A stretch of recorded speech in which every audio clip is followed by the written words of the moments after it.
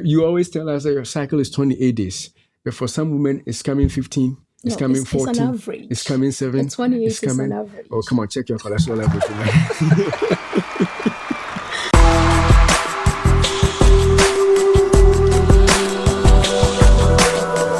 If your cholesterol is off the chart, you have hormonal imbalance.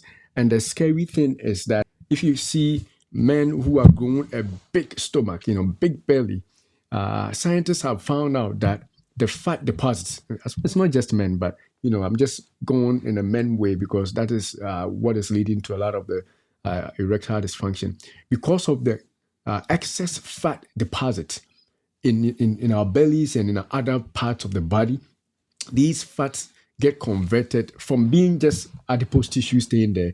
They start making estrogen. So you are a man, you're supposed to be producing testosterone, but then you start making estrogen. And guess what that confusion does?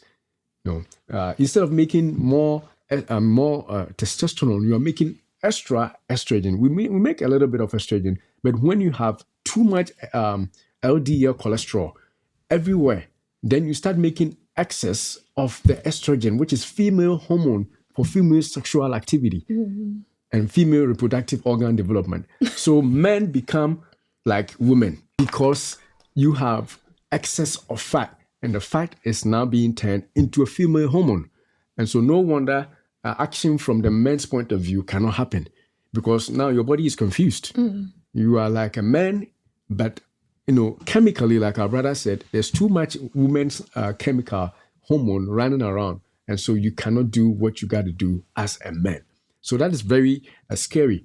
When we talk about excess cholesterol and fat deposit in our bellies and our waistline or wherever it is, we have to make sure it's not just for your heart disease. It affects your function. Your hormones get. And I also found out that maybe in the future we'll talk about it. Some of the milk products, the dairy products that we have, because they are trying to get the cows, to produce a lot of milk and stuff. They give them too much hormones, including estrogen.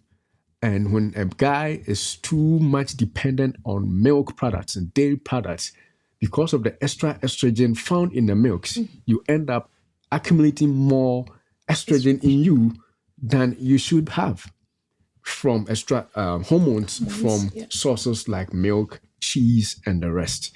And so we got to be careful. And like as we move forward, we want to hit all those areas where we can avoid extra cholesterol and, of course, these hormones that we don't need.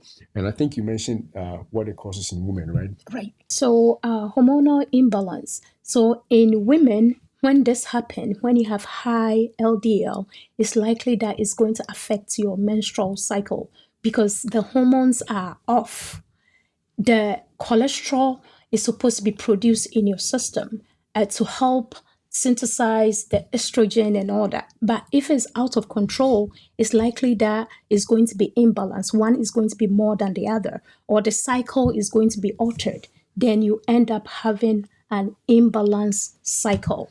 So it definitely causes hormonal imbalance if your cholesterol is off the chart. The unfortunate cycle, your cycle, you always tell us that your cycle is 28 days.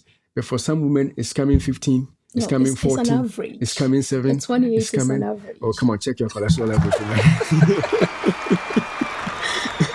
Check your cholesterol levels, women. If it's all over the place, check it out. I mean, I'm not saying that's the only reason that happens. And like you said, it's an average. Some people, even before their cholesterol got checked, it was already not that stable. But if it was good, and all of a sudden you got bigger, your belly grew, you became, like we call mommy, big woman. My goodness. And all those, those things are happening today is that, your husband knows that, oh, this thing is gone. This month, the time is gone. And before you know, some red enemy has shown up again. My goodness.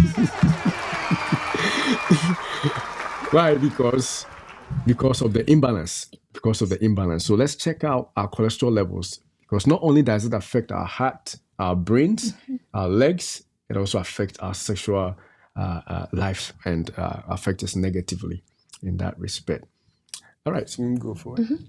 All right, so with that out of the way, I think we already used this and we have explained how it is done. So we're going to talk about how it is treated. Unfortunately, we are not going to go into the details. We're just going to hint you because we want to have a whole season where we talk about every problem that we have outlined from cholesterol.